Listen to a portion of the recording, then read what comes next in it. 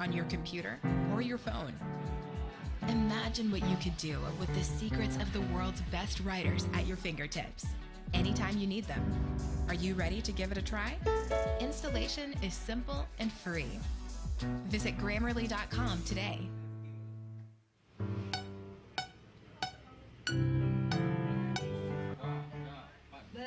Relax lu. Mana? Bagus. Ya.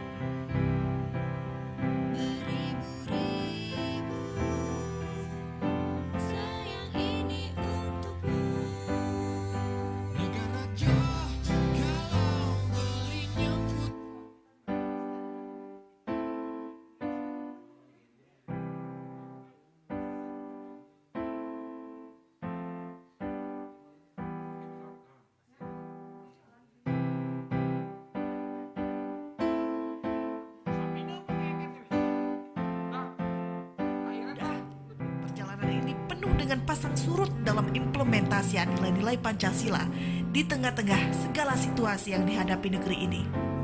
Dalam pidato Presiden Joko Widodo pada upacara memperingati lahirnya Pancasila 1 Juni kemarin yang dilaksanakan secara virtual, Presiden Jokowi menekankan pada beberapa poin, termasuk diantaranya meredam rivalitas untuk memperkokoh nilai-nilai dalam ideologi Pancasila. Berikut saya akan hadirkan pernyataan dari Presiden Joko Widodo. Peringatan hari lahir Pancasila di setiap tanggal 1 Juni harus benar-benar kita manfaatkan untuk mengokohkan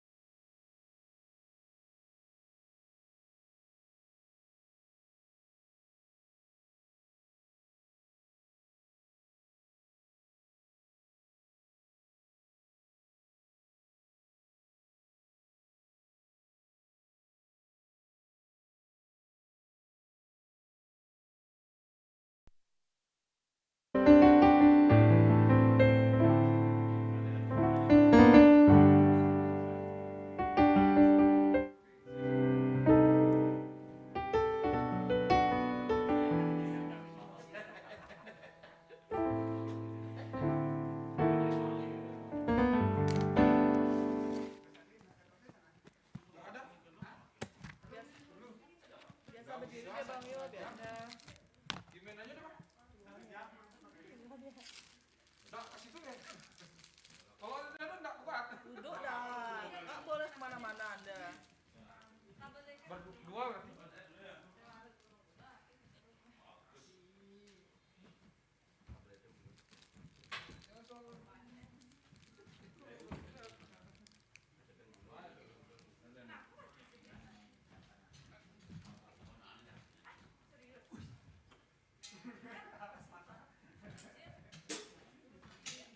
Tari, kok aku nggak dikasih rendang?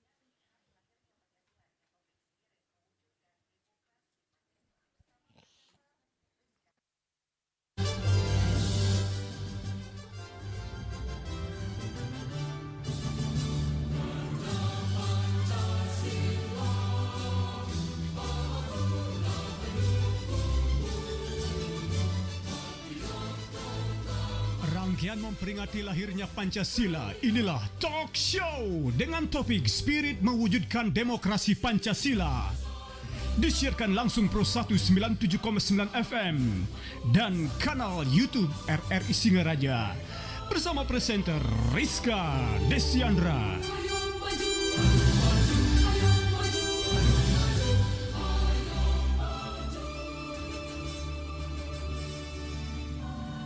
Baik, selamat pagi dan senang sekali saya Rizka Desiandra bisa menyapa Anda kembali dengan topik bahasan yang pastinya menggugah rasa kebangsaan kita begitu ya. Memperingati hari lahirnya Pancasila, hari ini Rabu 2 Juni 2021.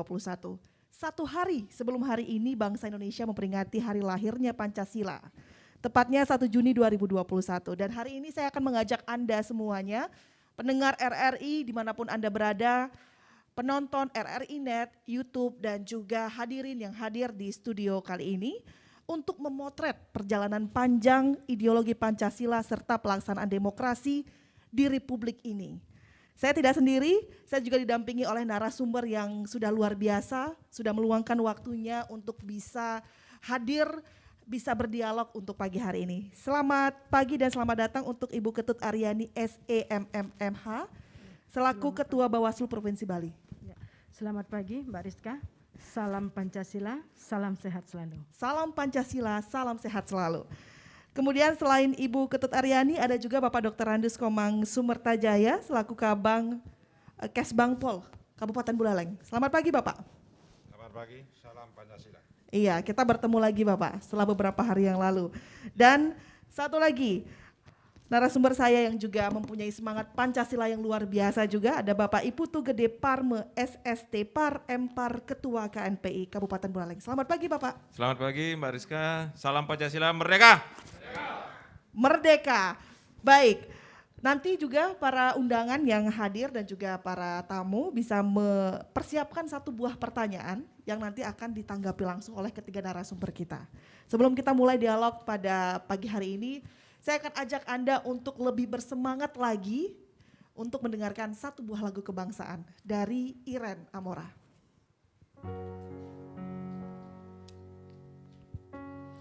Baik, selamat pagi untuk semua yang ada di sini. Salam Pancasila, merdeka! Mohon izin Bapak Ibu, saya menghaturkan satu buah lagu dulu.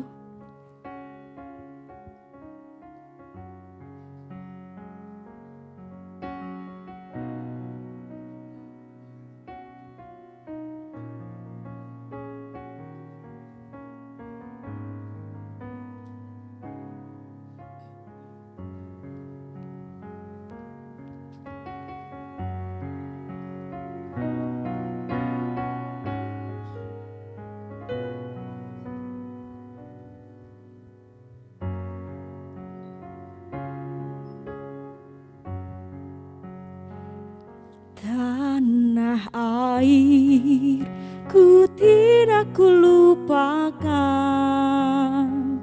kan terkenang selama hidupku. Biarpun saya pergi jauh, tidak akan hilang dari kalbu. Tanahku yang ku cintai, engkau ku hargai.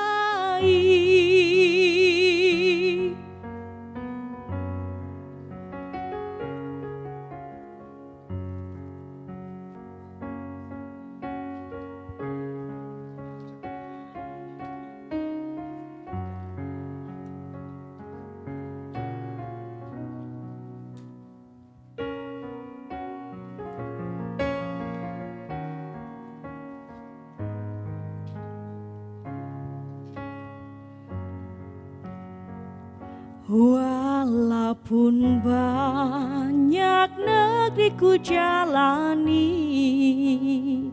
yang masyhur permai di kata orang,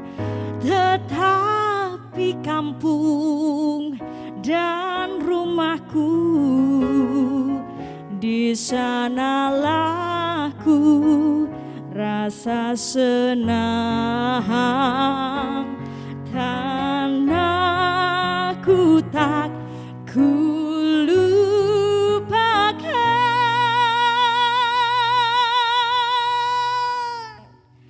engkau, ku banggakan.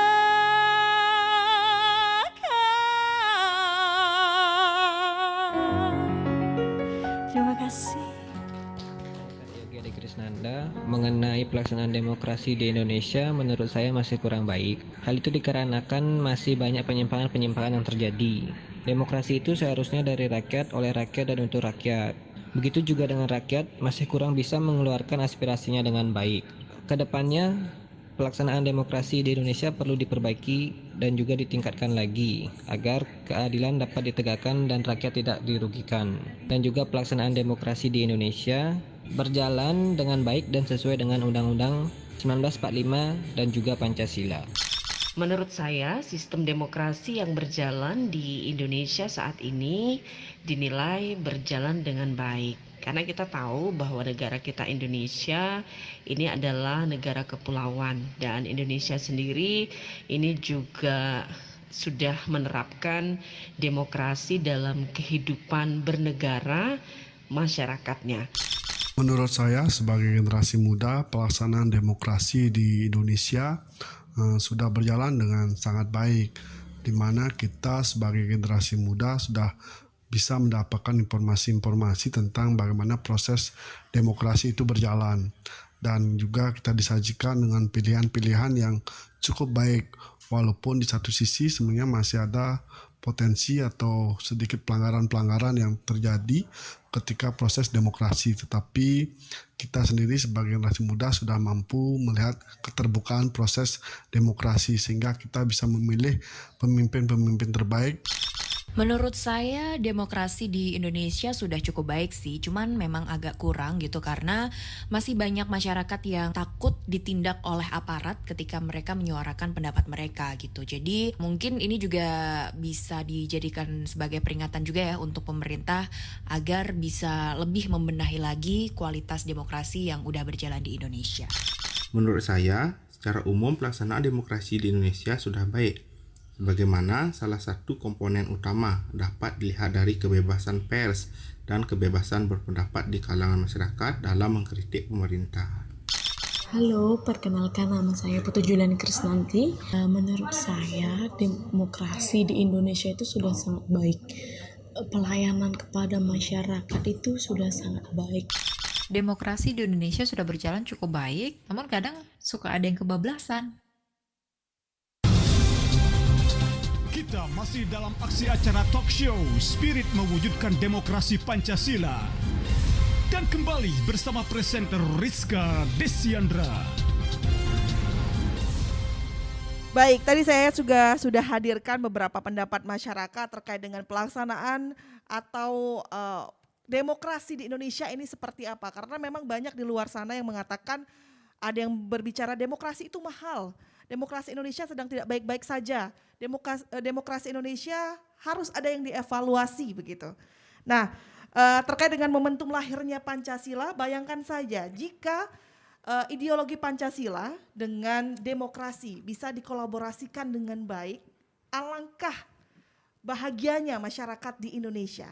Namun kenyataannya seperti apa dan seberapa besar optimisme mendorong spirit demokrasi Pancasila di Indonesia?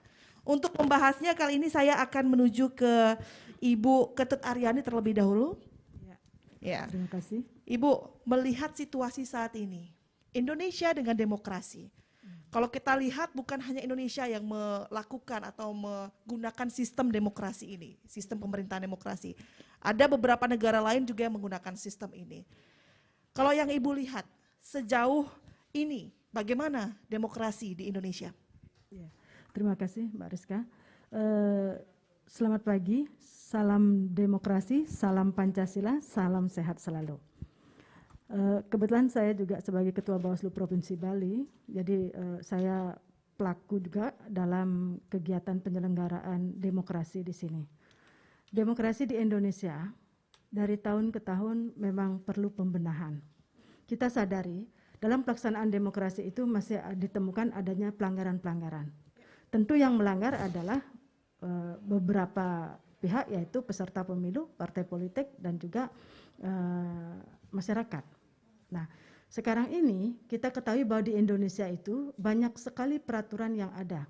Karena kita itu adalah negara hukum, tentunya banyak aturan dan peraturan yang ada di Indonesia. Namun paradoksnya, masih banyak peraturan atau aturan yang dilarang dan penerapannya itu belum maksimal. Kenapa belum maksimal? Nah, itu kembali kepada kita seluruh masyarakat. Dalam hal ini karena kita di Buleleng dan Indonesia pada umumnya. Nah, bagaimana menyadarkan agar demokrasi itu bisa menuju sesuai dengan apa yang menjadi spirit Pancasila, itu adalah kita pemerannya. Nah, ini yang perlu kita benahi bersama-sama, kita bentuk agar semakin dari tahun ke tahun, dari pelaksanaan demokrasi dari tahun ke tahun itu bisa lebih maksimal. Kita sendiri tidak akan bisa memaksimalkan dan mewujudkan demokrasi yang Pancasila.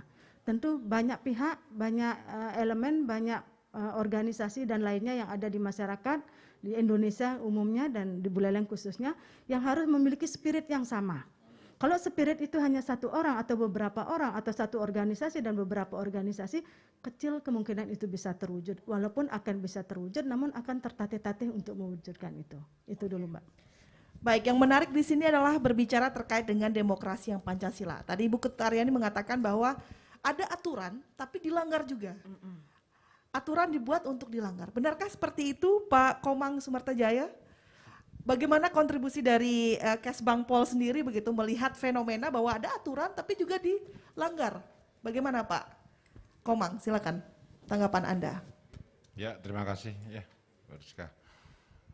Aturan dari pemerintah kan biasa Pak, karena pemerintah sifatnya adalah mengayomi, kemudian melayani dan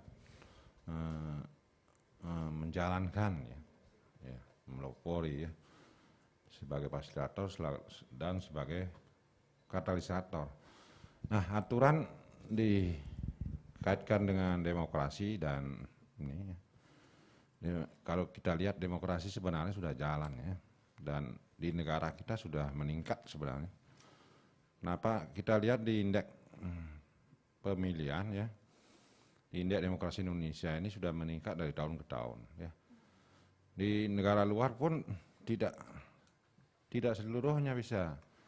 Misalnya pemilu, tidak mungkin 100% yang hadir. Itu indeks pemilihan ya. Kalau indeks demokrasi itu dilihat dari suara pemilih itu. Suara pemilih sudah meningkat dari tahun ke tahun ya. Nah, ini artinya demokrasi kita sudah meningkat. Hanya saja ya karena zaman sudah global ini, tidak ada sekat lagi di antar negara, tentu semakin kritis jadi masyarakat ini. Masyarakat semakin kritis. Nah, akibatnya adalah si pelayan maupun pemerintah negara ini harus juga merespon apa menjadi tingkat kritis masyarakatnya. Kepekaan masyarakat itu harus dibangun. Nah, ini yang menjadi soal sebenarnya. Kalau kami melihat dari sisi itu, ya, kami melihat dari sisi itu, ya, aturan sih banyak sekali. Aturan sudah dikeluarkan dan aturan itu pasti terkait dengan sebuah materi tertentu, ya. Sama halnya dengan pemilu di demokrasi ini, ya. Kita kaitkan kemudian dengan hari lahirnya Pancasila. Kemarin kita rayakan ini, dan bahkan ini di pusat itu ada BPIP, ada lembaga yang membina Pancasila ini di luar daripada pemerintah ini ya. Nah, ini BPIP kemudian kita sudah bisa laksanakan kemarin secara virtual ya. Bahkan kami dampingi Pak Bupati dan Forkompinda di lobi, dan itu channelnya harus khusus ya. Nah, itu sudah terlaksana ya. Nah, tetapi di negara kita kalau kita lihat pelaksanaan demokrasi ini tetap saja masih selalu ada masukan maupun hasil kajian-kajian dari para pakar maupun ahli-ahli itu untuk bisa mengkritisi hal-hal yang belum sempurna barangkali ya. Tetapi kita itu maklumi karena apa yang mereka kritisi pasti bersifat bagus ya, positif. Nah ini yang harus, sebenarnya masyarakat ini yang harus harus melakoni itu. Tetapi kadang-kadang juga elit-elit ini yang memelopori kadang-kadang, sehingga masyarakat ikut-ikutan ya. Elit dari pusat sampai daerah kadang-kadang berseteru itu dengan medsos ini yang menjadi sarananya, ini juga memancing masyarakat yang ikut-ikutan akhirnya ya. Kan masih banyak juga sistem patriarkalisme itu ya. Jadi masih melihat kebapaan siapa, akhirnya masyarakat ikut-ikutan. Nah ini sebenarnya yang perlu kita benahi dari aktor-aktor, sebenarnya aktor elit ini yang para pemangku kepentingan dan juga pemerintah ini yang harus yang harus melakukan ini semuanya, bisa melopori itu. Kalau tingkat praktik itu kami lihatnya barangkali. Baik, Pak, ini menarik kalau kita berbicara tentang indeks demokrasi di Republik ini. Saya memegang data Pak dari indeks demokrasi tahun 2020, Indonesia ranking 64 dunia dan ranking nomor 4 di Asia. Berarti itu tandanya demokrasi Indonesia harus ada dievaluasi Pak. Tanggapannya? Ya, kalau indeks demokrasi ini kan setiap ini berubah-ubah. Kalau pilkada lihat memang agak kecil pada legislatif ya, pemilu ya. Kenapa? Karena tidak tahu juga masyarakat ini mungkin yang terlibat itu, kemudian kita akhirnya ada anggapan bahwa ya kita tidak akan berubah juga dengan ini. Kadang-kadang melihat secara dekat ini biasanya lebih tinggi, tetapi di 2017-18 ini agak kecil ya, agak kecil. Tapi kalau 18 agak besar, ini yang kecil. Khusus kita di daerah. Yeah. Tetapi kalau tingkat nasional ini ya, ini kita masih di bawah ya, masih di bawah. Tetapi ada peningkatan juga dari tahun ke tahun, Pak. Ya. Baik, terima kasih Pak Komang. Saya mau ke Pak Gede Parme. Pak Gede, kalau kita berbicara tentang indeks demokrasi, masih belum berada di titik ya katakanlah titik di atas 50. Kita masih ada di nomor 64, Pak. Salah satu penyimpangannya mungkin itu tadi. Ada aturan, ada yang melanggar. Jangan-jangan aturannya yang salah, Pak. Tanggapannya seperti apa, Pak Parme? Ya, baik. Terima kasih, Mbak Rizka, para narasumber. Terima kasih, Bu Ketua Bawaslu, Bapak Kaban, termasuk rekan-rekan dari seluruh OKP. Mohon maaf saya sapa dulu sebentar nih karena kami bagian juga dari OKP. Ada dari Pemuda Pancamarga, PPM, FKPPI, KNPI sendiri, Menwa, KMHDI, HMI, kami, IMM, ya, dan teman-teman OKP lain. Ya, terima kasih untuk kehadirannya semua. Ini menunjukkan semangat para pemuda walaupun di situasi pandemi masih bergelora itu Mbak Rizka. Ya, kami berharap terus muncul semangatnya, utamanya di hari lahir Pancasila. Begini Mbak Rizka, jadi saya sederhananya ya karena kita di Bali ya, konsepsi kedaerahan ya dan lokal genius kita memiliki nilai spirit dari Trikaya Parisude ya. Jadi bagaimana berpikir, berkata maupun berbuat yang baik. Utamanya juga kita sudah meyakini, menjalankan ya dan sudah menetapkan, kita sebagai warga Indonesia sudah menetapkan bahwa Pancasila itu sebagai dasar negara. Pancasila adalah sebagai ideologi berbangsa bernegara kita, falsafah kita, sebagai pedoman hidup kita, termasuk juga merupakan sistem nilai dalam bersikap dan berperilaku di masyarakat. Jadi sederhananya, bagaimana Pancasila ini kita berpikir Pancasila, berkata Pancasila, dan berbuat juga Pancasila secara konsisten dan konsekuen. Nah ini yang sebenarnya mungkin kalau terkait pertanyaan dari Mbak Rizka tadi, ini yang mungkin belum dilaksanakan secara maksimal oleh segenap komponen bangsa. Ya tadi tentu saja ya sebagai bangsa kita tidak bisa juga menitik beratkan semua permasalahan itu tanggung jawabnya pada pemerintah. Ya pasti kita elemen ini kan semua kita punya tanggung jawab. baik itu pemerintah, baik itu masyarakat sendiri ya, ataupun elemen-elemen lain termasuk kita di OKP. Ya kita mungkin otokritik juga, mungkin kita juga yang masih kurang greget sebagai pemuda ya untuk bisa terus menggaungkan nilai-nilai Pancasila, demokrasi Pancasila. Yang mana akhirnya demokrasi Pancasila bergeser, kita menuju demokrasi yang bukan pada nilai jati diri kita sebagai bangsa Indonesia. Nah ini kita harus sama-sama lah istilahnya, supaya tidak ada saling menyalahkan juga, walaupun sebagai pengayom tentu saja pemerintah. Karena yang kalau istilahnya kita di bis itu, kita sebagai penumpang, yang nyetir, yang megang setirnya kan pemerintah tentu.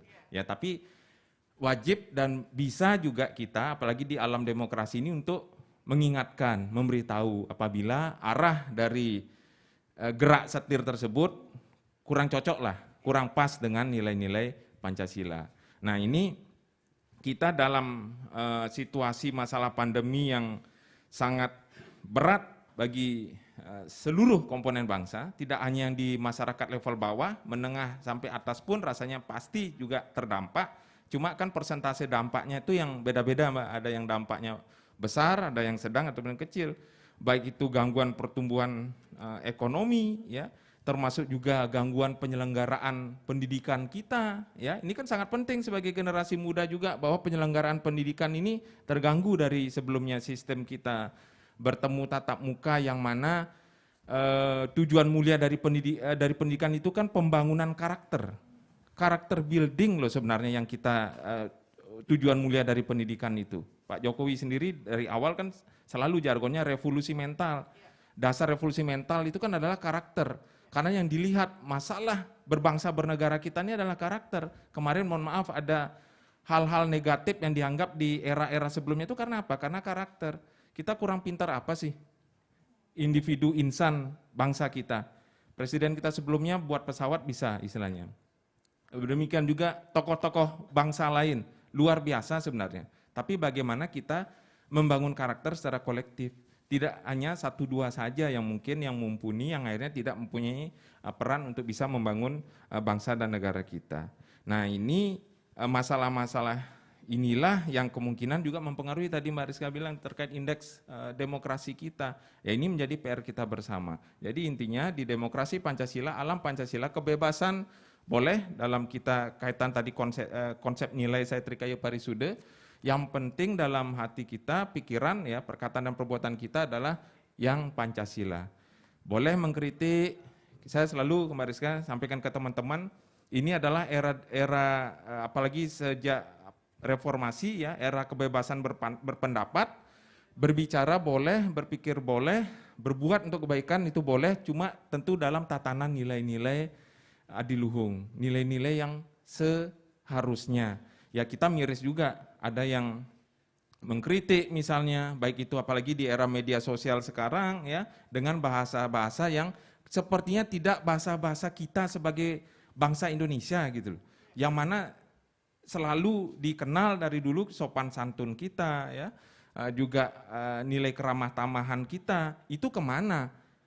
Mohon maaf teman-teman, Bapak Ibu semua pasti sudah melihat juga bahasa-bahasa yang kadang mengkritik dengan vulgar tanda kutip jeleknya itu yang harus coba kita perbaiki. Nah ini melalui forum ini juga teman-teman ya kami harap juga bisa melakukan hal-hal tersebut.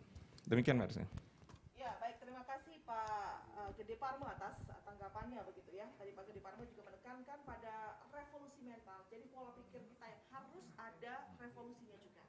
Namun sebelum kita lanjut Pak Gede, kita akan dengarkan beberapa statement dari pimpinan negara kita dan juga beberapa politisi lainnya. Berikut ini.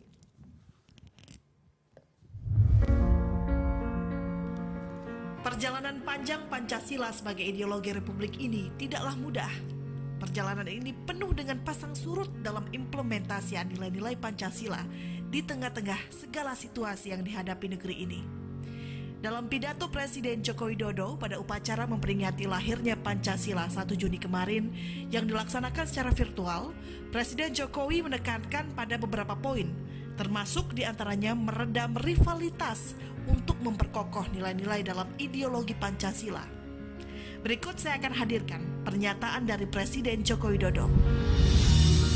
Peringatan hari lahir Pancasila di setiap tanggal 1 Juni harus benar-benar kita manfaatkan untuk mengokohkan nilai-nilai Pancasila dalam bermasyarakat, dalam berbangsa, dan dalam bernegara. Walaupun Pancasila telah menyatu dalam kehidupan kita sepanjang Republik Indonesia ini berdiri, namun tantangan yang dihadapi Pancasila tidaklah semakin ringan. Globalisasi dan interaksi antar belahan dunia tidak serta-merta meningkatkan kesamaan pandangan dan kebersamaan. Yang harus kita waspadai adalah meningkatnya rivalitas dan kompetisi, termasuk rivalitas antar pandangan, rivalitas antar nilai-nilai, dan rivalitas antar ideologi.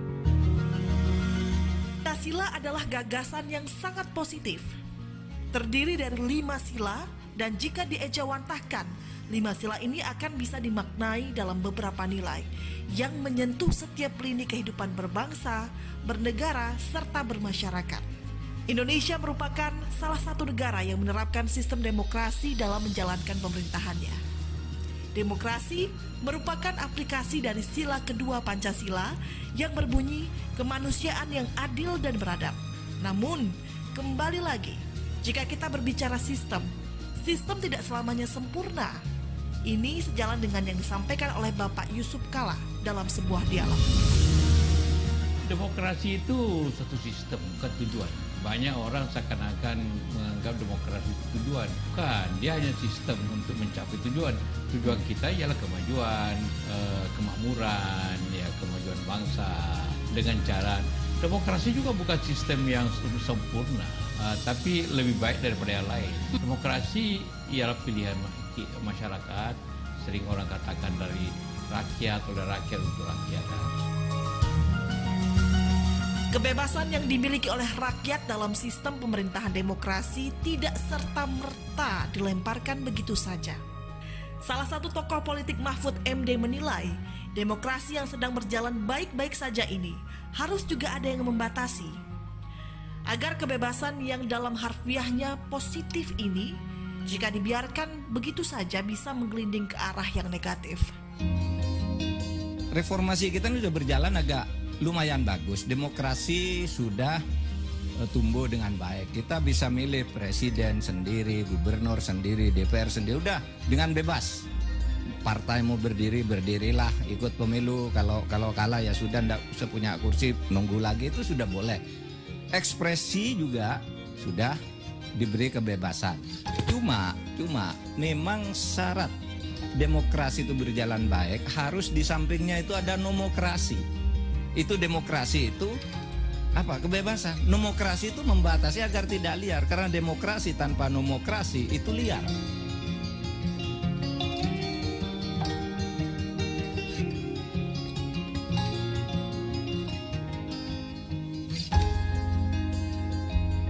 Ya, baik, itu dia tadi beberapa statement, dan tadi juga saya hadirkan statement dari Bapak Presiden Joko Widodo saat memberikan pidato pada upacara yang dilakukan secara virtual begitu ya, memperingati hari lahirnya Pancasila. Yang ditekankan kembali rivalitas.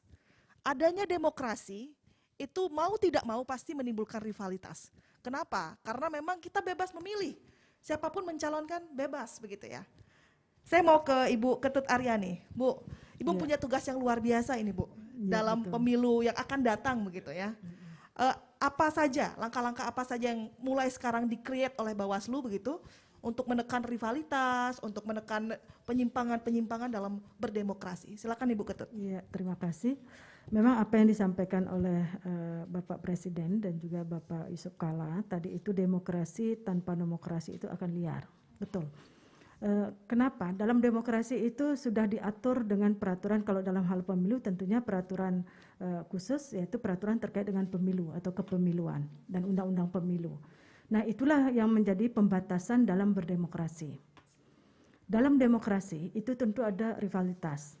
Saya contohkan wujud nyatanya itu dalam kegiatan kepemiluan tentu ada peserta pemilu, pasangan calon dan juga calon. Lagi sebentar tahun 2024 ini kita akan memasuki pemilu serentak tahun 2024, yang mana itu pelaksanaannya nanti pemilihan gubernur, bupati maupun pemilihan legislatif dan pemilihan presiden itu bersamaan di tahun 2024 walaupun hanya beda rentang waktu beberapa bulan dengan pelaksanaan pilkada.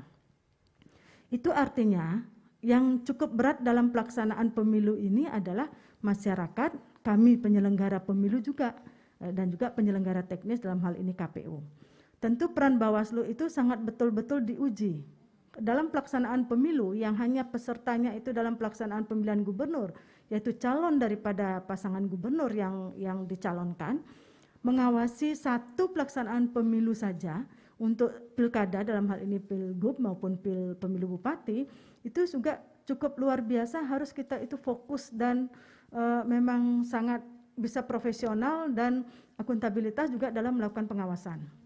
Nah, kita bisa bayangkan bagaimana pelaksanaan pilkada serentak, pelaksanaan presiden, pemilihan presiden, pelaksanaan pemilihan gubernur, bupati, legislatif itu, dan calon daripada legislatif kalau memang tahun 2024 di bulan September jadi pelaksanaannya.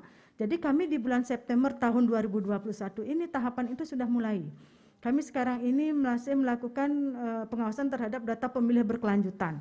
Karena data pemilih ini yang akan memiliki peran penting dalam mewujudkan apa yang menjadi harapan pasangan calon, yaitu menang. Nah, karena pemilih inilah yang perlu dari awal kami sudah mengawasi pelaksanaan pemutakhiran data berkelanjutan agar dipastikan bahwa pemilih-pemilih yang memiliki hak pilih untuk memilih nanti di pelaksanaan pemilu tahun 2024 adalah pemilih yang memang layak dan memang memiliki kewenangan untuk memilih. Jangan sampai seperti yang kita ketahui TNI Polri tidak menggunakan hak pilihnya karena memang sudah diatur. Kalau PNS masih bisa menggunakan, namun jangan sampai TNI Polri itu masih tercantum di data pemilih tersebut. Nah, begitu juga pemilih yang meninggal masih tercantum di sana karena pemilih yang meninggal kan tidak akan mungkin memilih. Jangan sampai itu dimanfaatkan oleh pihak-pihak yang memiliki kepentingan. Nah, dari itulah kami sudah melakukan pengawasan terkait dengan persiapan pelaksanaan pemilu untuk mewujudkan pemilu yang demokratis. Tentunya dari hal-hal teknis dan sekarang ini kami dari Bawaslu Provinsi kami melakukan audiensi di 9 kabupaten kota dan nanti untuk Buleleng mungkin hari Jumat ya. Kabupaten terakhir yang kami datangi untuk audiensi. Bagaimana, kenapa, dan apa yang kami sampaikan dengan Bapak Bupati di 9 kabupaten kota, agar kami Bawaslu, baik provinsi maupun kabupaten kota yang ada di masing-masing kabupaten kota, diberikan kesempatan untuk melakukan sosialisasi kepada masyarakat di wilayah masing-masing. Sosialisasi dalam hal bagaimana masyarakat yang ada di wilayah masing-masing itu menyadari terkait dengan apa yang boleh dan apa yang tidak boleh dilakukan. Dan itu biasanya di pemerintah daerah itu kegiatannya ada di Kesbangpol. Maka dari itu kami mohon kepada Bapak Bupati di 9 kabupaten kota, diberikan kepada Bawaslu di kabupaten kota untuk ikut sosialisasi terkait dengan hal tersebut, pendidikan politik kepada masyarakat. Karena kita sadari, masih banyak masyarakat yang awam terkait dengan aturan dan ketentuan. Namun istilahnya mereka itu ikut-ikutan, surya liu ya Pak ya, surya liu, oke ke kanan, padahal yang ke kanan itu belum tentu benar. Dan yang ke kiri pun belum tentu salah. Nah, inilah yang perlu kita berikan pemahaman kepada masyarakat yang ada di Provinsi Bali. Bagaimana dan seperti apa yang boleh dilakukan sehingga pada saat pelaksanaan pilkada maupun pemilu serentak tahun 2024 bisa kita minimalisir terkait dengan dugaan pelanggaran tersebut. Nah, dengan minimnya pelanggaran yang terjadi dalam pelaksanaan demokrasi, tentunya kita akan bisa mewujudkan dan menciptakan serta mencetak pemimpin-pemimpin yang betul-betul demokratis. Karena itu dari pilihan masyarakat yang sudah sadar bahwa kalau kami dikasih uang untuk mencoblos, kami tidak akan mencoblos. Gitu misalnya.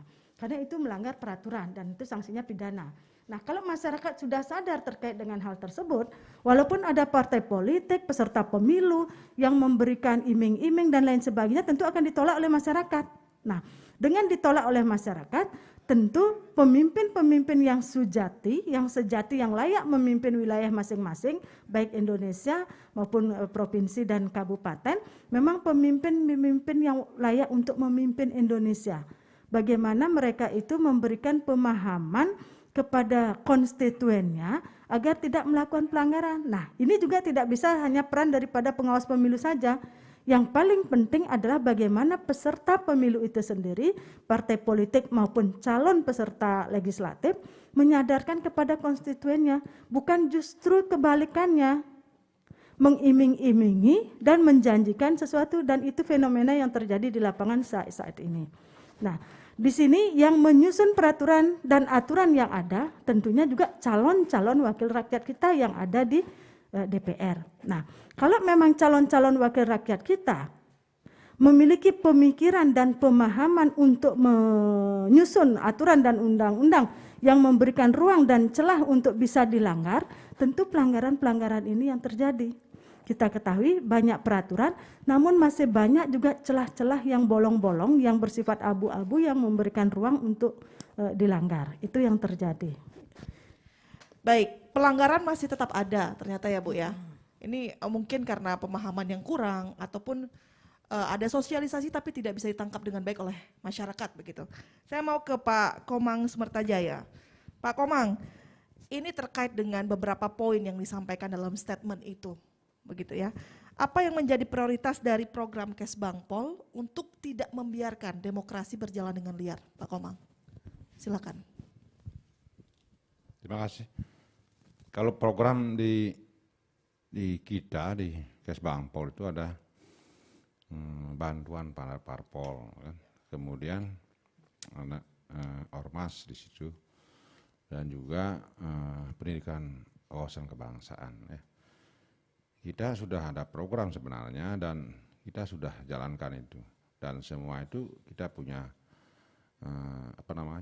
punya rekan, artinya ada lembaga yang langsung bertindak itu, ada bekerja di bidang itu. Katakanlah wawasan kebangsaan kita punya tim namanya EPK ya, Pak Warmo juga ikut, kemudian itu yang di depan kita itu juga ikut ya, ketuanya Gus Lili. Kemudian untuk di Pancasila itu ada tim PPBK namanya.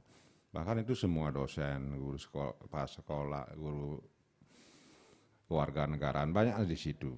Nah, program sudah banyak, hanya saja karena refocusing sekarang ya. Sudah 1 tahun lebih ini kan kita tidak bisa jalankan program itu. Kita tidak bisa optimal karena memang terbatas untuk COVID ini kan. Negara kita kan semuanya negara sudah kena COVID ini. Nah itu udah fokus. Kalau kemarin sudah jalan ya. Tetapi yang harus jalan adalah bantuan parpol ini. Nah bantuan parpol tidak harus dijalankan. Kenapa? Karena memang aturan itu tidak boleh dari pusat, ada surat Mendagri memang tidak boleh dihentikan di masa apapun ya. Nah, oleh karena itu sudah kami salurkan 2020, kemudian 2021. Sekarang di 2021 sedang proses. Nah,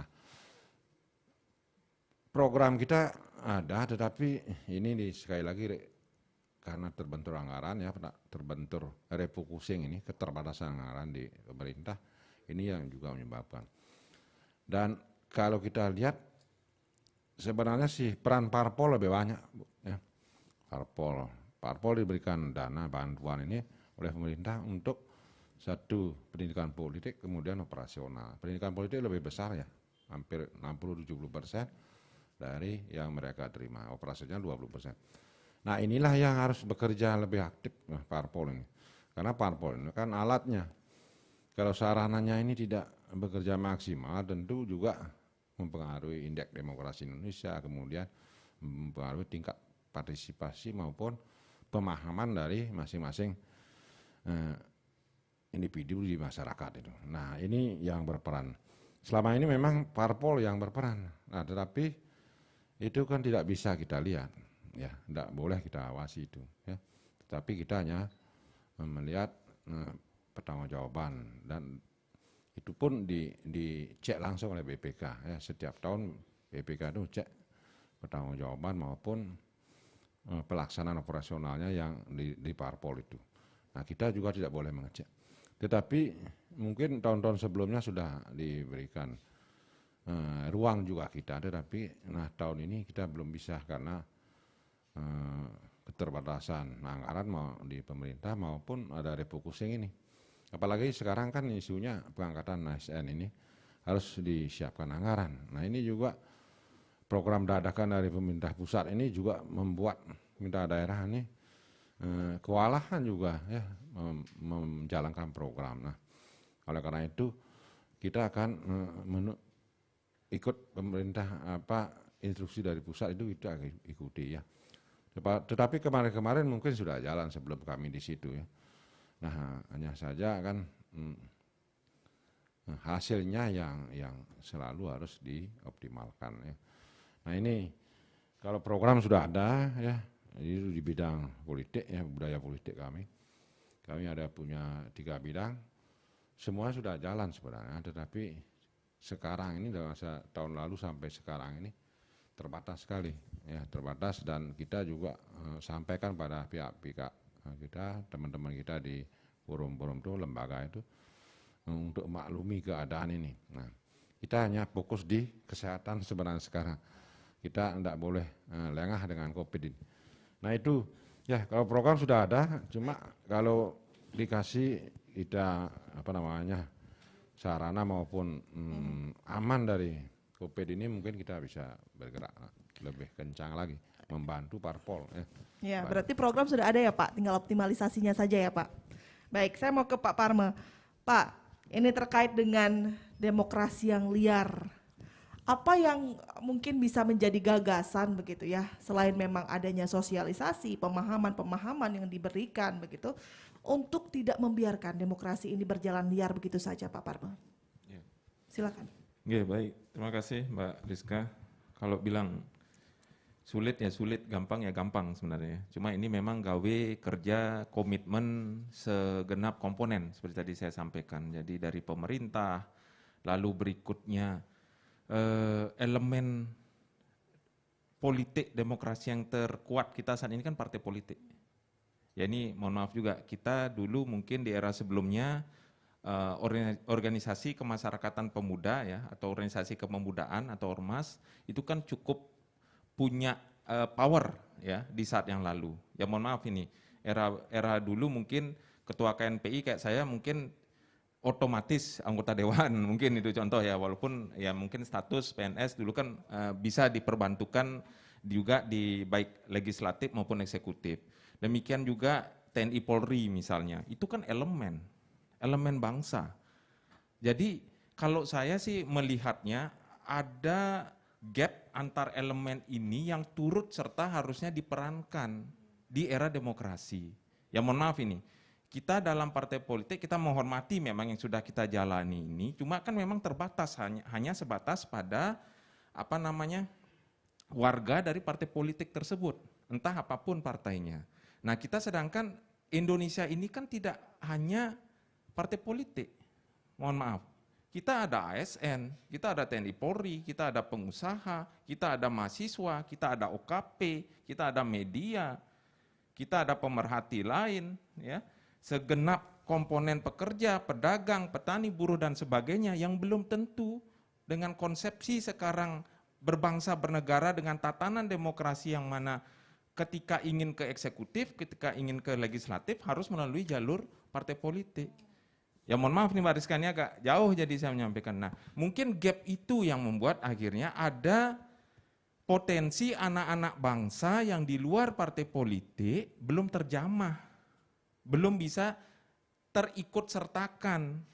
Ini contoh kayak OKP lah, kita banyak adik-adik yang punya, terus terang Mbak, walaupun saya bisa katakan setengah senior, setengah junior gitu ya, saya belajar banyak juga di teman-teman adik-adik OKP ini, yang mana punya integritas, punya kapabilitas, ya, punya idealisme, punya loyalitas kepada merah putih bangsa kita yang bahkan mungkin melebihi kita-kita ini sebagai senior saya sendiri mungkin.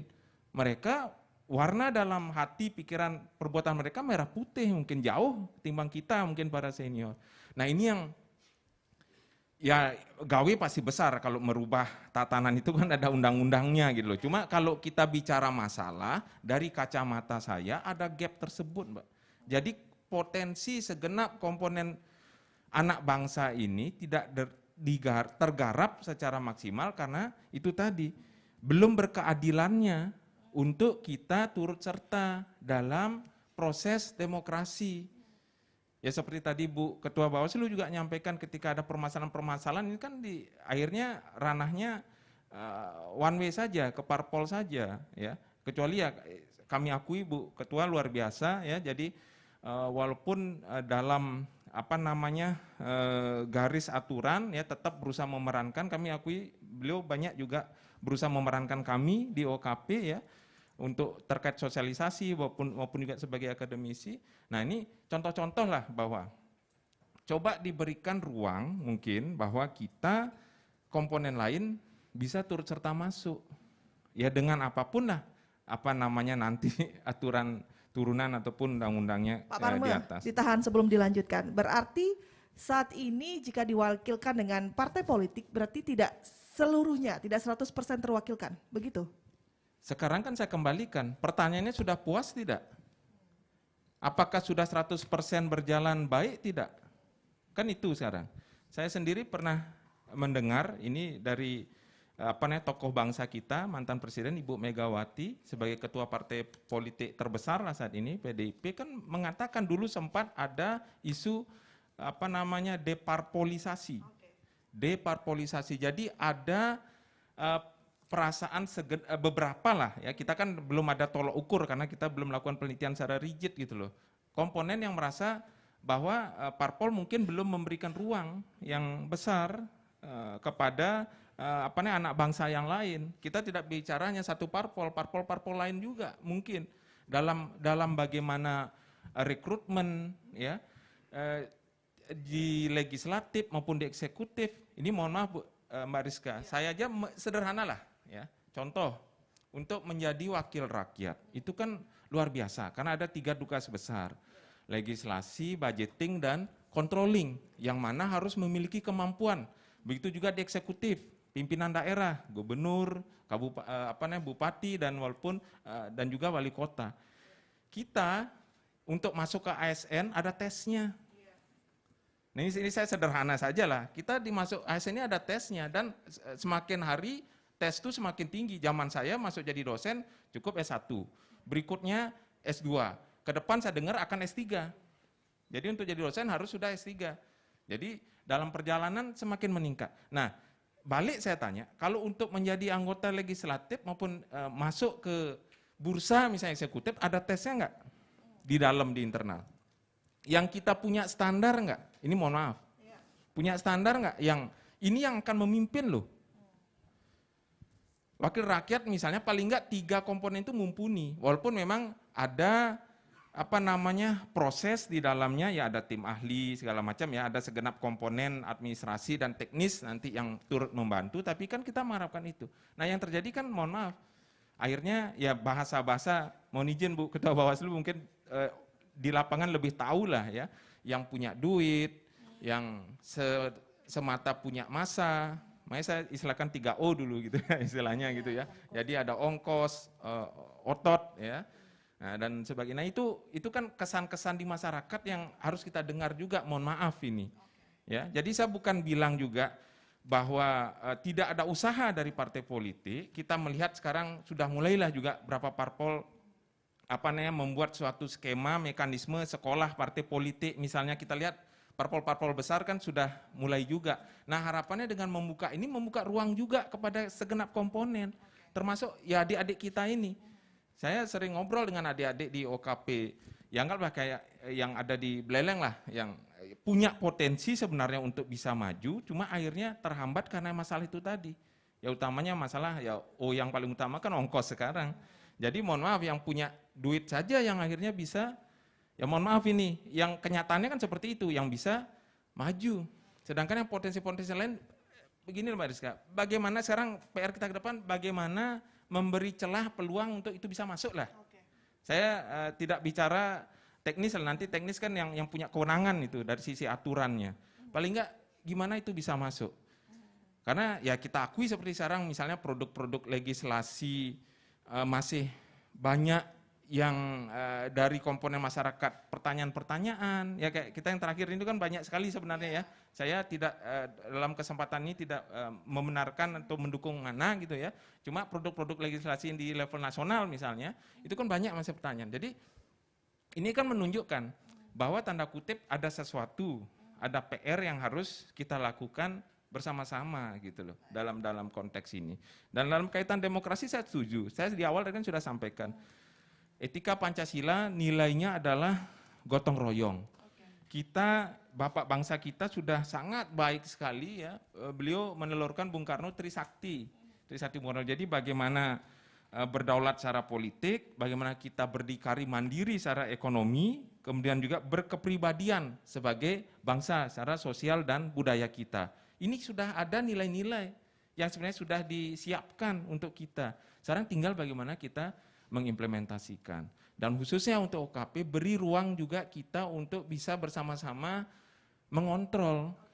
Demokrasi kan itu tadi Pak Mahfud MD kan menyampaikan, selain Pak Jokowi, Pak Yusuf Kala, Pak Mahfud MD juga kan sampaikan gitu, demokrasi tidak boleh kebablasan juga. Yang terjadi ketika kebablasan, semua merasa bisa bicara, ya, ataupun ada yang dorong-dorong untuk bicara juga, titipan dan segala macam, kan akhirnya kacau juga. Ya contoh inilah, ini kita ramenya kemarin demokrasi ini kan dari Pilpres sebenarnya.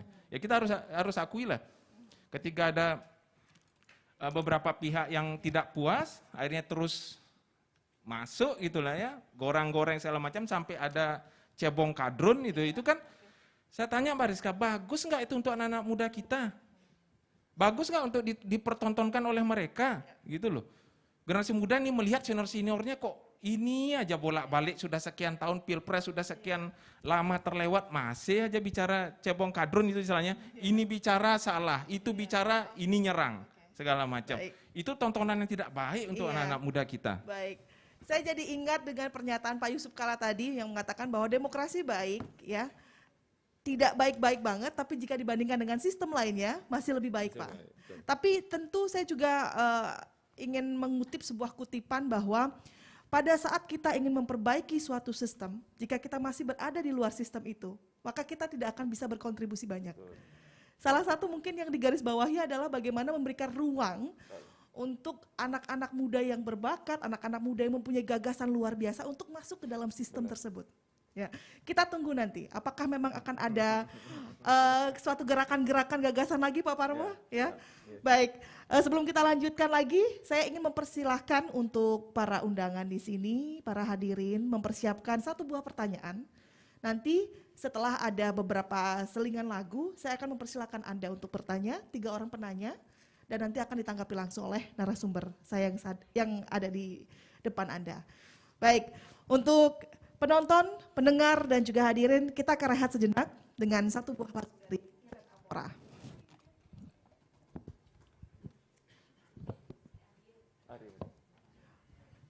Iya, baik.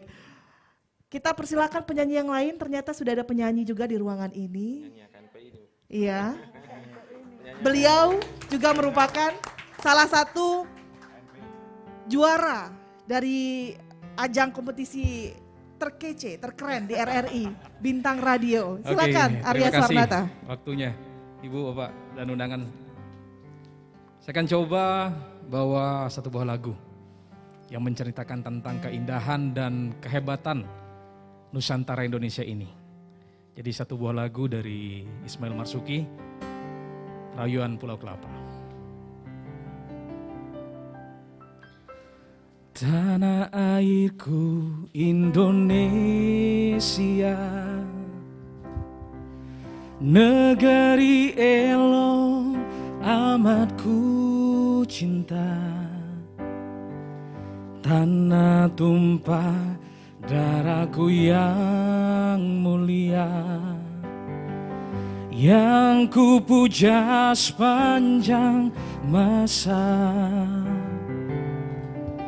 Tanah airku aman dan makmur, Pulau Kelapa nan amat subur, Pulau Melati pujaan bangsa sejak dulu kala.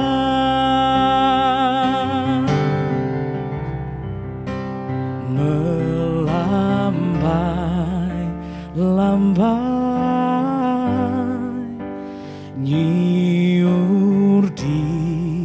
pandai berbisik-bisik Raja Kelana memuja pula nan indah permai tanah airku Indonesia.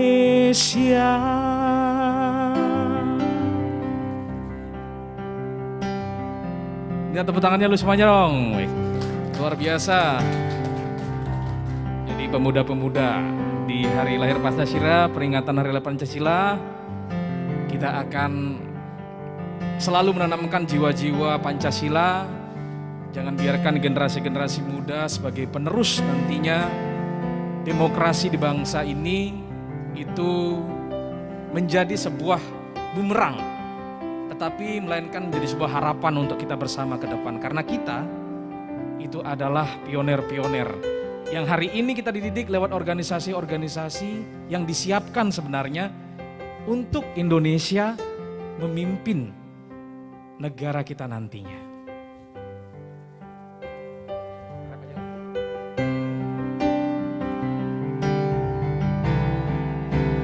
Melambai-lambai nyium di pantai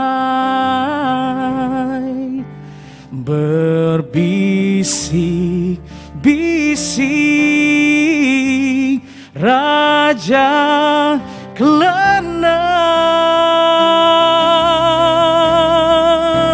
memuja pulau nan indah permai tanah airku Indonesia.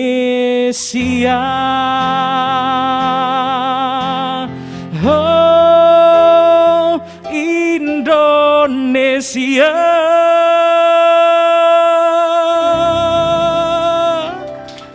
Terima kasih.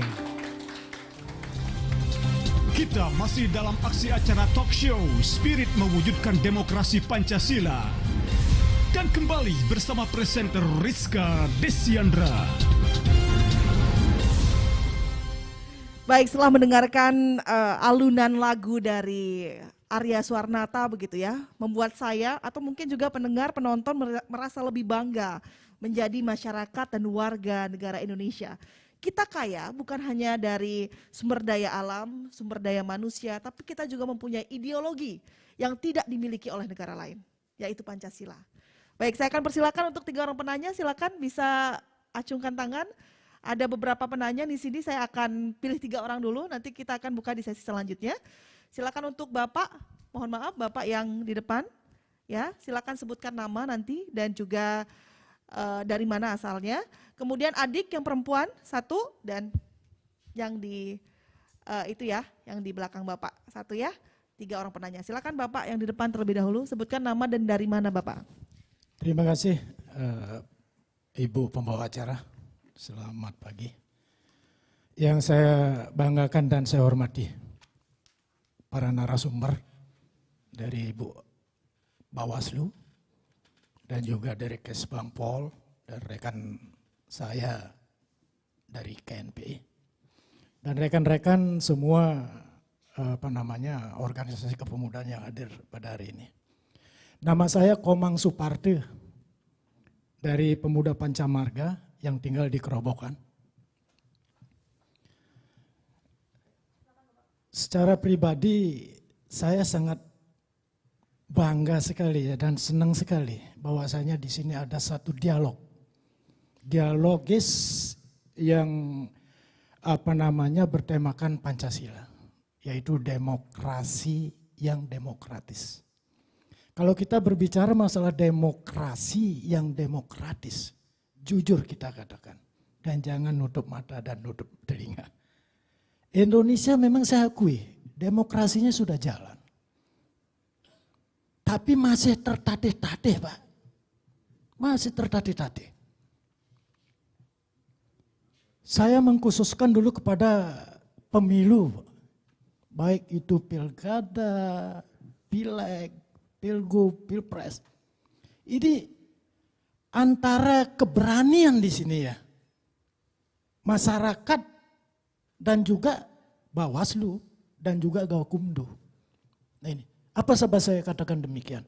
Karena di sini masih ada kepentingan yang jalan, yang didasari oleh ego dan ambisi untuk duduk di gedung kehormatan yaitu legislatif. Nah di sini saya pikir permainan uang padahal diketahui oleh masyarakat, tapi dia tidak berani dia mengutarakan. Ini yang menjadi satu keributan untuk menciptakan demokrasi yang mapan gitu loh. Kejujuran untuk kita berdemokrasi nggak ada. Kalau saya katakan Bu Aryani adalah Margaret Thatcher-nya di Bawaslu, salah saya. Karena dia tegas. Tapi sekarang rakyat ini melaporkan dengan bukti itu berani enggak? Ini yang menjadi pertanyaan, Pak.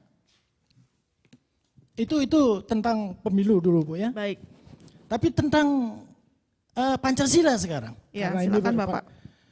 Kalau kita lihat Pancasila, simbol burung Garuda ini siapa yang membuat itu? Ini perlu kita pikirkan dulu supaya jangan diplesetkan. Di sini ada dua, Bu. Bung Karno memberikan satu jalan, dua orang yang ditunjuk, Muhammad Yamin dan Al-Qadiri, kedua. Putra daripada pendiri kota Pontianak. Pertama Muhammad Yamin menciptakan burung Garuda itu dengan adanya satu gambar benderanya Jepang. Tapi Bung Karno tidak setuju. Al-Qadiri membuat bahwasanya burung Garuda itu gundul di atasnya. Dan juga ada tunggangnya itu Wisnu. Itu tidak disetujui. Dan juga cengkeraman daripada kaki burung Garuda ini pun tidak setuju sama Bung Karno. Akhirnya Bung Karno memperbaiki, akhirnya itulah. Padahal Al-Qadiri yang menciptakan burung Garuda ini, Bu. Iya, baik Pak. Ya. Nah, sekarang kita berbicara masalah Pancasila. Pancasila sekarang kan diobrak-abrik, Bu. Iya, baik. Diobrak-abrik itu sama orang-orang radikal, Bu. Nah, di Indonesia ada BPIP. Oke. Sampai sejauh mana BPIP itu berperan untuk Pancasila. Nah, apa mungkin itu sudah menunjuk Kesbangpol untuk memberikan satu kewenangan untuk memberikan pendidikan Pancasila kepada masyarakat khususnya di Buleleng? Saya enggak tahu. Ya, baik Pak Komang. Saya sudah mendapatkan poin yang ingin Bapak sampaikan. Terima kasih atas partisipasinya. Hanya itu, Pak ya. Terima kasih. Baik, kita berikan kesempatan kepada yang lain. Silakan adik yang di depan. Sebutkan nama dan dari mana. Cik. Baik, terima kasih atas waktu yang telah diberikan kepada saya. Perkenalkan, nama saya Niluh Sintayani, saya dari PC KMHDI Buleleng. Saya langsung ke poin pertanyaan saya. Mungkin pertanyaan saya lebih ditujukan kepada Bung Parme. Tadi saya sangat tertarik dengan apa yang disampaikan oleh Bung Parme, yaitu berpikir Pancasila, berkata Pancasila, dan berbuat Pancasila. Namun kenyataannya adalah bahwa persepsi masyarakat terhadap hal ini sangat berbeda-beda, sehingga kadang ini yang menyebabkan pemahaman terhadap Pancasila itu berbeda juga. Nah, pertanyaan saya, bagaimana cara kita sebagai generasi muda untuk menyamakan persepsi dan pemahaman komponen kepada masyarakat dalam berpikir Pancasila, berkata Pancasila, dan berbuat Pancasila. Kemudian pertanyaan saya yang kedua yaitu tadi Bung Parmo menyampaikan bahwa yang menjadi permasalahan ini adalah karakter anak-anak bangsa. Sebenarnya dari mana dimulainya pembentukan karakter ini? Apakah dari keluarga? Jika misalkan dari keluarga, apa sih seharusnya yang harus dilakukan oleh keluarga? Kemudian apakah dari sekolah? Apa sih seharusnya yang dilakukan oleh sekolah? Dan dari masyarakat, misalkan Apa sih seharusnya yang dilakukan oleh masyarakat sehingga dapat mempengaruhi karakter anak bangsa ini? Terima kasih. Baik, terima kasih untuk Niluh Sintayani atas pertanyaannya. Dan satu pertanyaan terakhir sebelum ditanggapi, silakan sebutkan nama dan dari mana. Ya, terima kasih. Perkenalkan, nama saya Razak. Saya dari pengurus daerah Kesatuan Aksi Mahasiswa Muslim Indonesia daerah Buleleng. Seperti kita ketahui bahwa prinsip demokrasi Pancasila itu kekuasaan paling tertingginya adalah semua ada di tangan rakyat. Bahkan tidak boleh ada yang mengganggunya walaupun itu pemerintahan tinggi. Namun pada implementasinya, prinsip itu seakan-akan diimplementasikan ketika mendekati pemilu saja, mendekati pilkada saja. Itu calon-calon pemimpin itu semuanya dekat semuanya sama rakyat. Tapi ketika jadi, udah rakyat yang susah ketemu dengan pemimpinnya. Bahkan ada yang melakukannya melalui unjuk rasa seperti itu, Pak. Nah, saya bingung ini. Banyak kelompok, banyak masyarakat itu mengklaim dirinya bahwa dirinya adalah Pancasilais gitu. Namun pada kenyataannya itu yang menyatakan dirinya sebagai Pancasilais justru juga banyak melanggar seperti itu. Nah, saya bingung jadinya. Pertanyaan sebenarnya, sistem kita yang demokrasi Pancasila ini sudah memiliki role model atau belum gitu? Kalau sudah, siapa? Kalau belum, kenapa? Mungkin itu saja, terima kasih. Baik, terima kasih. Saya ingin mendengarkan tepuk tangan untuk ketiga penanya kita yang luar biasa ini. Ada Pak Komang Suparto, terima kasih. Kemudian ada Ibu Niluh Sintayani dan juga ada Razak. Kita akan tanggapi satu persatu dari Pak Komang Suparto terlebih dahulu. Nanti akan ditanggapi oleh ketiga narasumber. Kemudian untuk penanya yang lainnya juga dengan sistem yang sama. Pak Komang Suparto tadi bertanya terkait dengan demokrasi yang masih tertatih-tatih. Masyarakat tahu ada pelanggaran, tapi takut untuk melaporkannya. Ibu Ketut, bagaimana tanggapannya, Bu, selaku Bawaslu? Ya, terima kasih, Mas Ka. Terima kasih Pak Komang Suparto. Memang pertanyaannya luar biasa. Seperti yang kita ketahui bersama bahwa tidak ada demokrasi tanpa pelanggaran. Walaupun kita ketahui pelanggaran itu semakin tahun sudah mulai berkurang. Bukti real pada saat pelaksanaan Pilkada serentak tahun 2020 kemarin, itu di 6 kabupaten kota yang berpilkada tidak ada yang sampai ke ranah pidana pemilu. Kalau kemarin saya pada saat di Ketua Panwaslu Kabupaten Buleleng 2012, pidana pemilu money politik itu kami bisa proses dan itu masih terjadi. Dan sekarang ini karena kita ketahui fenomena daripada atau karakter daripada masyarakat di 9 kabupaten kota itu berbeda-beda. Nah, setelah saya di provinsi, saya jadi bisa membedakan karakter Kabupaten Buleleng dengan 8 kabupaten lainnya. Kita ini di Buleleng kan sangat terbuka. Bisa diistilahkan kancing satu pun jatuh akan ribut. Itu. Nah, seperti apa dan bagaimana, tapi saya yakin demokrasi itu dengan adanya pelanggaran ini kemungkinan satu, masyarakat itu belum tahu aturan dan ketentuan yang ada. Nah, ini yang harus kita cari solusinya bersama. Bagaimana agar masyarakat itu mengetahui dan tahu terkait dengan aturan yang boleh dan tidak boleh. Ini harus bersinergi antara penyelenggara pemilu, pemerintah daerah maupun masyarakat dan organisasi kepemudaan. Kalau saya paling sering melibatkan organisasi kepemudaan, termasuk di provinsi.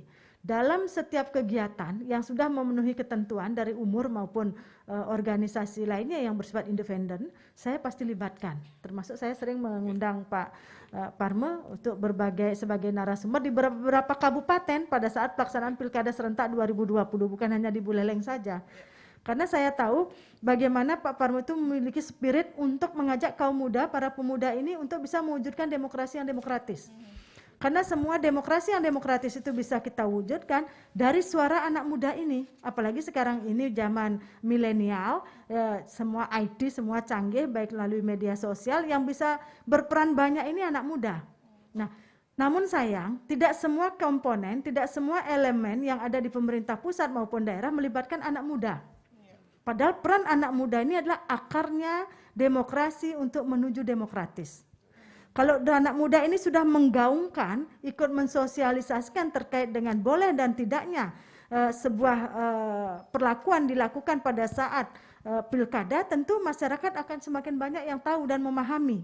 Nah, semakin banyaknya masyarakat yang memahami dan tahu terkait dengan aturan, tentu pelanggaran itu akan semakin minim. Nah, itulah semua pihak, baik masyarakat, pemerintah daerah maupun pemerintah provinsi, mari kita bersama-sama libatkan anak-anak muda ini. Anak-anak muda ini harus ikut ke dalam sistem. Sistem itu ada. Tapi kalau tidak terlibat dalam sistem, bagaimana bisa memperbaiki sistem itu sendiri? Nah, kalau tidak dikasih ruang, bagaimana dia itu bisa ikut serta? Nah, jadi ini harus terakit, terjalin dengan erat. Niat dari anak muda itu sendiri, terus ruang itu ada, kesempatan itu ada, ikutlah terlibat dalam perbaikan sistem itu sendiri. Nah, terkait dengan pelanggaran yang terjadi, itu memang kembali ke kita. Sebenarnya peran daripada masyarakat, dalam hal ini pemilih, itu yang memiliki kunci terbesar. Kalaupun partai politik maupun peserta pemilu mau melakukan pelanggaran, kecurangan yang terjadi, kalau pemilih tidak mau, tidak akan bisa terwujud. Karena di sini masih terjadi kemauan dari pemilih dan niat daripada partai politik maupun peserta pemilu. Dua hal ini yang masih terjadi. Dua elemen ini yang masih terjadi. Sehingga terjadilah pelanggaran. Padahal kita ketahui bersama, kemungkinan tokoh-tokoh ataukah wakil-wakil rakyat kita, ataukah pemimpin-pemimpin bangsa kita mengetahui akan aturan yang ada, namun jarang untuk menerapkan secara maksimal aturan yang sudah ditentukan. Bisa pura-pura bodoh ataukah memang bodoh, saya kurang tahu. Nah, itu yang terjadi. Nah, peran daripada anak muda ini yang memiliki hak pilih atau masyarakat yang memiliki hak pilih, ini kuncinya. Apakah mau tetap memilih wakil-wakil yang bodoh, yang tidak mau menjalankan aturan, ataukah mau memperbaiki itu? Dengan cara seperti kita ketahui. Tidak sedikit karena syaratnya kan tidak salah juga. Syarat pendidikannya itu masih rendah. Tidak ada seleksi di internal partai politik untuk mencalonkan peserta pemilu. Tapi disampaikan ada 3O, otot, ongkos, otak. Kalau otak ada, ongkos tidak ada, tidak akan jalan. Tapi 3 ini, tapi itu sebenarnya tidak perlu ya. Tidak perlu diikutin, jangan dibiarkan sampai berlarut-larut hal ini. Peran anak muda lah yang memiliki PR bersama kita. Bu Ketut, terima kasih atas tanggapannya. Kita mau ke Pak Komang. Pak Komang, ini terkait dengan Pancasila, Bapak lah yang bisa menjawab nih. Pancasila diobrak-abrik. Nah, peran BPIP ini seperti apa? Silakan Bapak. Atau mungkin dari Kesbangpol juga mempunyai peran untuk tidak membiarkan Pancasila diobrak-abrik. Silakan Pak Komang. Ya, terima kasih. Kita di kabupaten ini mempunyai sebuah forum yang namanya FPK ini, dan satu lagi PPWK. Kalau kita lihat konkretnya di kabupaten ini tidak lihat ya, di permukaan tidak terlihat, tetapi di daerah lain kelihatan ya, apalagi di daerah yang di Jawa itu kelihatan sekali, tetapi di daerah kita tidak ada. Ya, di satu sisi di teman kita, lembaga kita yang kita bentuk di FPK dan PPWK ini sudah berjalan maksimal sebenarnya ya, berjalan. Dan kalau kita bandingkan dengan BPIP, Pak, mohon maaf, ini lembaganya ini baru, lembaganya terbentuk baru. Kalau tidak salah Bu Mega jadi tua Pak penasihat itu ya. Nah itu kita hari ini belum kita lihat ininya Pak, kinerjanya ya, artinya sepak terjangnya belum terlihat di lapangan. Bahkan kalau saya boleh sampaikan itu di daerah Jawa itu sudah mulai diributkan ini ya. Nah ini kalau kami tidak akan berkomentar Pak ya. Kami tidak berani komentar dengan BPIP karena kami kemarin untuk pelaksanaan bulan Bung Karno ini baru kami terima ini ya, surat dari BPIP. Itu pun baru 2021 Pak. 2020 belum ada. Nah, jadi kami di daerah kan hanya melaksanakan, ada aturan, ada laksanaan. Kita di bawah aturan saja bermain, Pak. Kami tidak boleh melakukan inovasi atau hal lain yang di luar aturan, karena kami dibatasi oleh aturan. Baik. Jadi kami tidak komentari, Pak, BPIP ini karena ini bentukan baru, Iya. bentukan baru yang belum kita tahu di bawah itu seperti apa kami melaksanakan. Kami baru melaksanakan hanya sebatas perintah yang bisa kita laksanakan. Ya, baik Pak Komang, terima kasih atas tanggapannya Pak. Kita ke Pak Parne kali ini dari Niluh Sintayani terkait dengan berpikir, berkata, bertindak Pancasila. Untuk menyamakan persepsi ini dimulai dari mana Pak? Silakan. Ya, jadi memang ada strategi bagaimana melakukan pendidikan nilai-nilai Pancasila. Ini kebetulan saya rangkum coba di materi, yaitu dimulai bisa dari keluarga. Kalau bahasa akademiknya ada kita tripusat pendidikan. Tripusat pendidikan itu kan tanggung jawab pendidikan termasuk pendidikan moral Pancasila, nilai-nilai Pancasila kan tidak hanya di sekolah, tidak hanya di kampus, tapi dimulai dari keluarga. Kemudian baru di level formal sekolah dan kampus. Dan yang ketiga, yang tidak kalah penting Mbak Rizka dan para pendengar sekalian, yaitu di lingkungan masyarakat. Ini sebenarnya yang paling penting, controlling terkait apapun tindak tanduk, ya anggaplah kita sebagai generasi muda lah misalnya, itu adalah di masyarakat. Contoh, anak-anak muda bajang-bajang sekarang karena tidak sekolah, banyakan nongkrong misalnya, boleh Banjar, minum-minum, apa kita biarkan?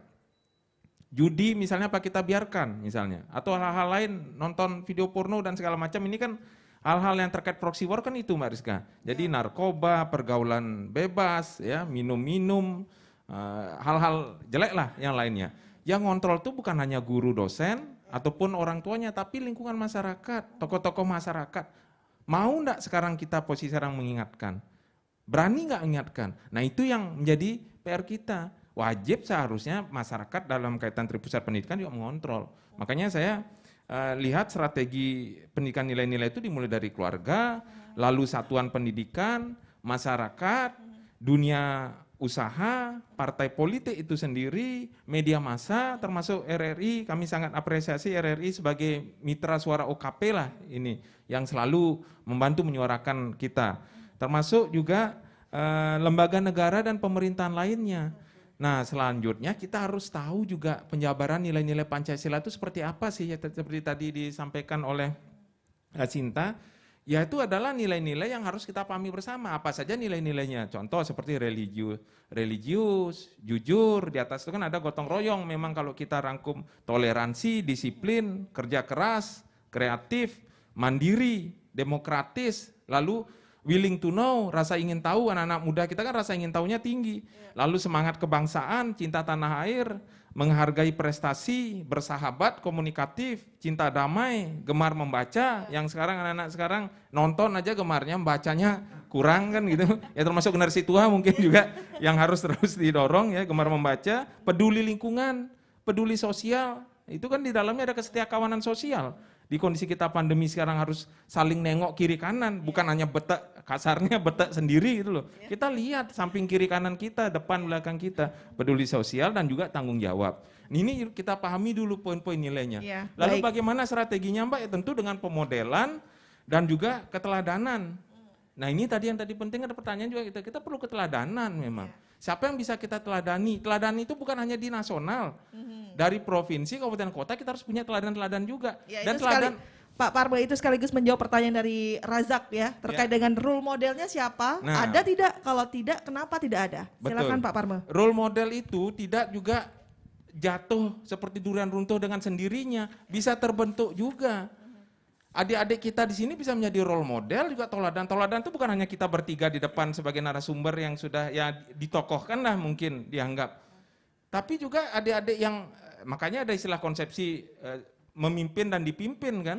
Sebelumnya adik-adik dipimpin bisa jadi pemimpin nanti ke depannya. Role model itu bisa. Dan dari diri sendiri juga untuk menguatkan karakter menjadi role model. Dan jangan dibatasi untuk pembukaan figur-figur untuk menjadi teladan. Ya ini Bu Ketut pasti paham lah, ini kita figur-figur kadang kan kita merasakan OKP ini terbatas pilihannya. Karena ada akan muncul sengaja mungkin tanda kutip dibatasi. Nah itu yang coba sekarang, ayolah buka sama-sama gitu loh. Karena untuk menyelesaikan bangsa ini tidak hanya satu komponen yang bisa menyelesaikan. Yang bisa menyelesaikan kebodohan di bangsa ini bukan hanya tanggung jawab pendidik, guru ataupun dosen saja. Seperti tadi saya bilang, terpusat pendidikan. Lalu harus berikutnya ada penghargaan, ya istilah sederhananya reward and punishment. Ada pengidolaan. Nah contohlah kita kemarin sudah mendapatkan hasil produk demokrasi presiden pilihan kita Pak Jokowi misalnya. Itu kan berdasarkan dari pengidolaan juga. Beliau membawa jargon-jargon, membawa konsepsi, membawa visi misi. Salah satunya yang selalu saya ingat adalah revolusi mental itu. Karena benar sekali bahwa mental karakter ini yang sebenarnya menjadi tolok ukur keberhasilan berbangsa bernegara. Contoh tetangga lah Singapura contohnya. Selalu kan dibilang kecil, penduduk sedikit, luasnya gini kok bisa lebih maju, PDB lebih tinggi, pertumbuhan ekonomi lebih tinggi. Ya itu karena apa? Karakter. Bersih misalnya. Ya selain KKN lah yang sekarang masih terus kita coba perangi ya, korupsi, kolusi, nepotisme, termasuk bersih diri, bersih lingkungan. Bersih lingkungan itu menjadi permasalahan loh, tidak bisa disepelekan juga. Lalu fasilitasi, hadiah, beri reward kalau dia bagus dan beri hukuman. Selanjutnya harus berkelanjutan. Termasuk kita mendukung program seperti di KPU dan Bawaslu. Saya dari dulu selalu menyampaikan, misal dalam kaitan demokrasi, anak-anak kita kan cenderung kita, Ibu Ketua mungkin agak sulit mencari pemilih pemula, kan itu Ibu yang terjadi kita sekarang isunya. Lebih banyak yang memang berkepentingan lah yang ikut memilih misalnya. Nah pemilih pemula gimana kita cara menarik? Saya kemarin kan sempat konsepsi yang sudah cukup umur di kampus, beri reward, bahkan lapor. Kalau sekarang misalnya masih berupa hak, arahkan sedikit ke tanggung jawab. Kalau cuma hak kan ya boleh, pemilu saya tidur aja di rumah, siapa yang mau menghukum saya? Saya sampai agak ketat Mbak Rizka. Sebagai OKP misalnya, kita misalnya di kampus-kampus PTN maupun PTS, wajibkan dia mereka untuk ikut memilih, latih mereka. Karena ya mohon maaf, anak-anak muda sekarang pun kita autokritik juga, kadang kalau sebatas anjuran masuk kanan keluar kiri. Ininya kalau tidak ada daya manfaat bagi mereka. Baik Pak Parma, terima kasih atas tanggapannya. Terima kasih juga untuk Anda yang sudah bertanya. Mohon maaf sekali tidak bisa kami buka lagi untuk sesi selanjutnya karena memang waktu terbataskan oleh waktu begitu. Terima kasih juga untuk pendengar kita yang sangat atensi di WhatsApp Pro 1 RRI Singaraja. Ada Pak Anggas, terima kasih sekali. Kemudian juga ada Pak Anton, terima kasih atas WhatsApp-nya. Dan kali ini tidak terasa juga waktu kita hampir mendekati pukul 10.30 waktu Indonesia Tengah. Itu artinya kita harus menyudahi untuk dialog kali ini. Tapi sebelum saya tutup, saya ingin mendengarkan closing statement dari Ibu Ketut Aryani, Bapak Komang Sumertajaya, dan juga Bapak Gede Parmel. Saya mulai dari Ibu Ketut Aryani, silakan Bu, apa yang ingin disampaikan kepada masyarakat? Ya, kepada masyarakat Indonesia, khususnya di Kabupaten Buleleng, untuk mewujudkan pemilu yang demokratis dan juga mewujudkan demokrasi yang Pancasila, tentu itu berasal dari kita semua. Tidak hanya satu komponen dan tidak hanya satu elemen, namun seluruh elemen yang ada di masyarakat Kabupaten Buleleng bisa mewujudkan itu. Maka dari itu, mari kita wujudkan dengan spirit dan semangat kebersamaan. Terima kasih. Luar biasa, terima kasih Ibu Ketut Aryani. Pak Komang Sumertajaya, silakan Pak, closing statement untuk masyarakat di Kabupaten Buleleng dan yang sedang mendengarkan siaran ini. Silakan Bapak. Terima kasih. Untuk masyarakat Kabupaten Buleleng kami hanya ingin mengajak ya untuk ke depan ini bagaimana meningkatkan demokrasi dan nilai-nilai Pancasila itu di tengah pandemi ini ya. Tengah pandemi kembali ke jati diri bangsa kita ya. Bangsa kita kalau Hindu ya tidak India seperti yang kata Bung Karno itu.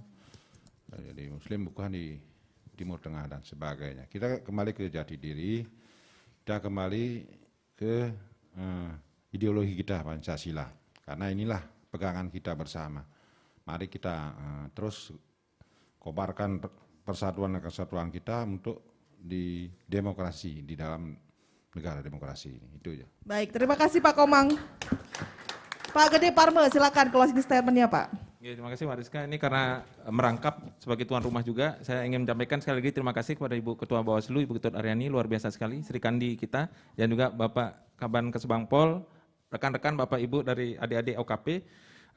Saya mengambil satu aja dari Pancasila itu yang kekinian lah yang kita perlukan, khusus di era sekarang ini, yaitu persatuan dan kesatuan. Ya, karena berangkat dari persatuan dan kesatuan kita akan juga mendukung adanya semangat gotong royong. Ya, jadi cukupkan perpecahan. Sedih benar Mbak Rizka kalau kita terus terpecah ini, utamanya dengan adanya media sosial sekarang, pembelahan yang terjadi dari pusat daerah. Cukup kita terbelah. Mari sekarang kita rekatkan diri, karena PR kita ke depan terkait isu pandemi ini, kesehatan, ekonomi, politik, keamanan, sosial, budaya, PR kita ke depan banyak. Mari bersatu para pemuda khususnya di Kabupaten Buleleng, Provinsi Bali. Kita bergerak maju, pergerakan anak muda harus tetap berjalan untuk Nusantara, bangsa Indonesia tercinta. Terima kasih. Luar biasa, terima kasih. Terima kasih juga saya ucapkan untuk narasumber kita yang sudah hadir. Terima kasih Bu Ketut Aryani SEMMH selaku Ketua Bawaslu Provinsi Bali. Kemudian terima kasih juga untuk Bapak Dr. Andes Komang Sumertajaya, Kaban Kesbangpol Kabupaten Buleleng. Bapak, terima kasih Bapak. Kemudian juga ada Bapak Iputu Gede Parme SST Par Empar, Ketua KNPI Buleleng. Terima kasih Bapak. Dan terima kasih untuk hadirin yang sudah hadir dari OKP dan juga para pendengar, penonton RRI Net dimanapun Anda berada. Izinkan saya menyampaikan benang merah sebelum saya tutup untuk dialog hari ini.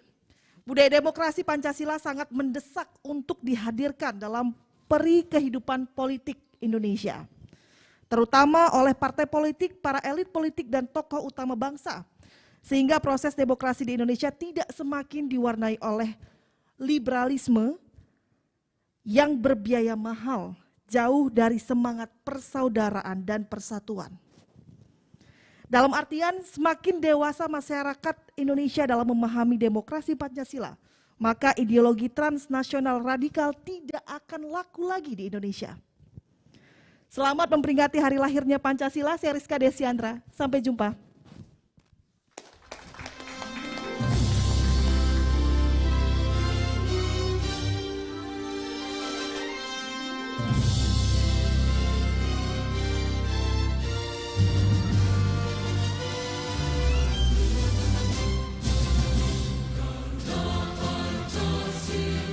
Kita telah ikuti talk show RRI Singaraja dalam memperingati lahirnya Pancasila dengan topik Spirit Mewujudkan Demokrasi Pancasila. Terima kasih kepada narasumber, audiens, dan pendengar. Sampai jumpa.